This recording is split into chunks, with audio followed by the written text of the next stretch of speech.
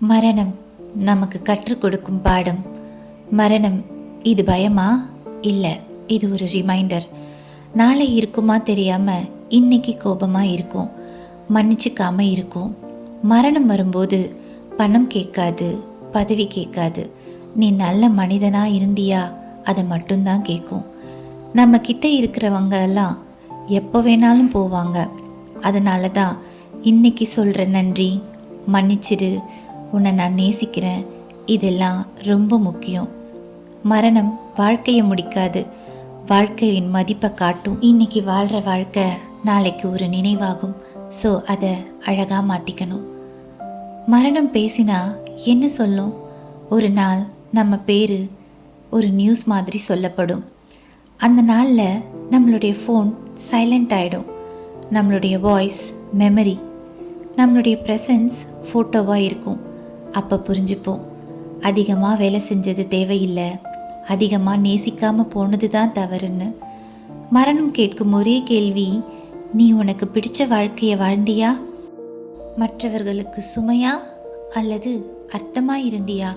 நாம் இல்லாத நாளில் கூட யாரோ ஒருத்தருக்கு நம்ம நினைவு கண்ணீர் வரும்னா அதுதான் வெற்றி. மரணம் வாழ்க்கையை எடுத்துக்கொள்ளாது, வாழ்க்கையின் வேகத்தை நிறுத்தி அதன் அர்த்தத்தை காட்டும். மரணம் நம்ம கிட்ட மெதுவாக பேசுகிற உண்மை. அது ஒரு நாள் திடீர்னு வர்றதில்லை. நம்ம வாழ்க்கை முழுக்க மெதுவாக நம்ம கிட்ட பேசிக்கிட்டே தான் இருக்கும். நாம் எப்போ பின்னாடி பார்த்துக்கலான்னு சொல்கிறோமோ, நாளைக்கு பேசிக்கலான்னு ஒத்தி வைக்கிறோமோ, அந்த ஒவ்வொரு தருணத்துலேயும் மரணம் நம்ம பக்கத்தில் நின்று சொல்லுது, நாளை உன்னோடது இல்லை. ஒரு நாள் நம்ம அறை அமைதியாக இருக்கும், நம்ம குரல் அங்கே இருக்காது. ஆனால் நம்ம சிரிப்பு, நம்ம வார்த்தைகள் யாரோ ஒருத்தருக்குள்ள எக்கோ ஆகிக்கிட்டே இருக்கும்.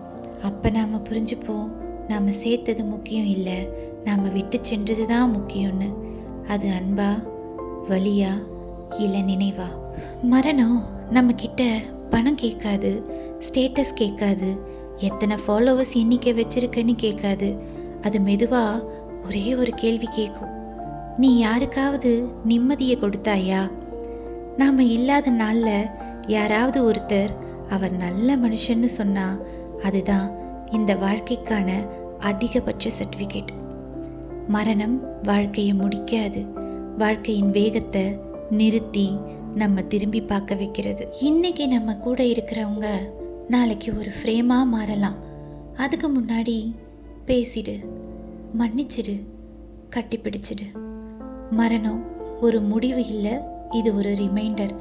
இன்னைக்கு வாழ்கிற வாழ்க்கை நாளைக்கு ஒரு நினைவாகும். அதை அழகாக விட்டுட்டு போக கற்றுக்கணும். மனசில் பட்டதை இன்னைக்கே சொல்லிடு, வாழ்க்கையை தள்ளி வைக்காத.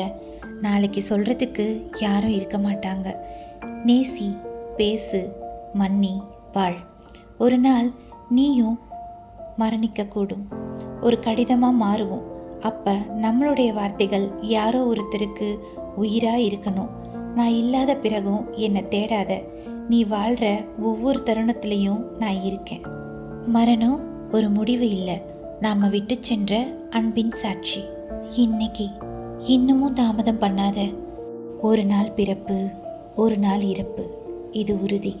ஸோ இடைப்பட்ட காலத்தில் வாழ்ந்துட்டு போ, வாழவை. Life is very short. Thank you.